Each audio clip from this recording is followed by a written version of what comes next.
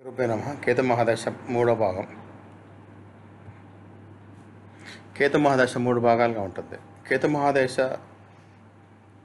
మొత్తం 7 సంవత్సరాలు. దీన్ని 3 సమాన భాగాలుగా విభజిస్తే ఒక్కొక్క భాగం 2 సంవత్సరాలు 4 నెలలు వస్తుంది.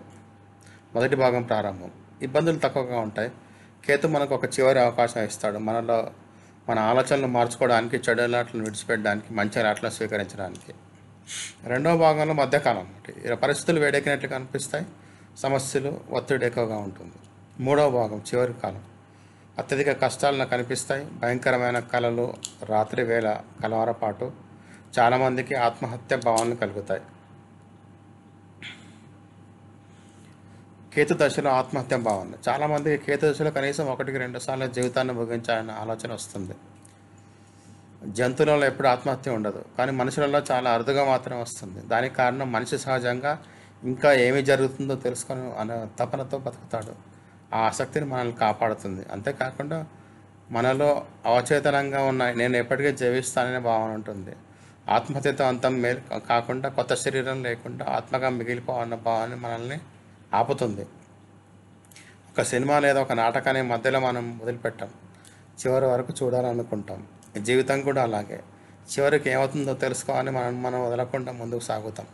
కేతు అనేది శరీరానికి తలలేని గ్రహం. అందువల్ల ఆలోచనలు తప్పిపోవడం సహజం.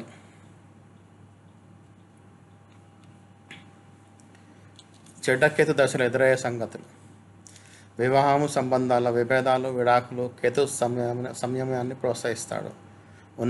ఉన్నత పదవి కోల్పోవడం. CEO, టాప్ మేనేజర్లు ఒక్కసారిగా ఉద్యోగం కోల్పోవచ్చు. కొత్త ఉద్యోగం పరిస్థితిని మరింతగా చెడగొడుతుంది. తప్పుడు ఆశలు, పెద్ద జీతం వాగ్దానం, కానీ చేరిన తర్వాత జీతం తగ్గిపోవడం. అపఘాతము, ప్రాణ అపాయము లేదా మరణం దగ్గరగా అనుభవించడం. అంటే ప్రాణాపాయం ఉండొచ్చు లేదా మరణాన్ని దగ్గరగా చూస్తాం అన్నమాట. అది ధ్యానము, ఆశ్రమ జీవనం వైపు మళ్ళడం అదృష్టవంతులు ఇలాగే కేతుపాఠం అర్థం చేసుకుంటారు. కారు ప్రమాదం, వాహనాన్ని తలక్రిందులయ్యే ప్రమాదం, సన్నిహితులను కోల్పోవడం, నిజమైన మిత్రులు ఎవరో ఆలస్యంగా తెలుసుకోవడం, ఆర్థిక నష్టము, పనులు మాయమైపోయినట్లు అనిపించడం. జాతక నక్షత్ర దినము చంద్రాష్టమి రోజున ప్రయాణం మానుకోవడం మంచిది. కేతు దశల మహాదశల ఉపాయాలు అన్నమాట. ధర్మగ్రంథాలు చదవడం, ఆచరించడం. హిందువులు అయితే గణపతి ప్రార్థన చేయడం. గణపతి లాకెట్ గుంట దగ్గర ధరించాలి. 108 నామాలు జపించండి.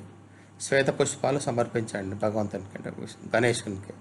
ప్రతి చతుర్థి గణపతి పూజ చేయండి. కొబ్బరికాయలు గణపతి ఆలయంలో కొట్టండి. విరమణ జీవన విధాన్ని అనుసరించాలంటే సెక్లూజివ్ లైఫ్ అనమాట. మద్యము, మాదక ద్రవ్యాలు, వ్యసనాలు వదలండి. తీర్థయాత్రలు చేయాలి. ధర్మ ఉపన్యాసాలు వినాలి.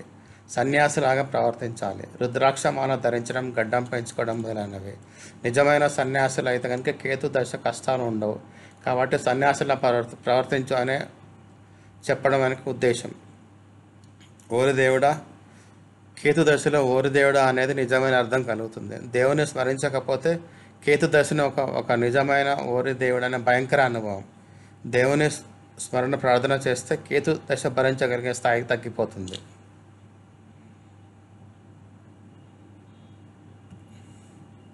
ధన్యవాదాలు.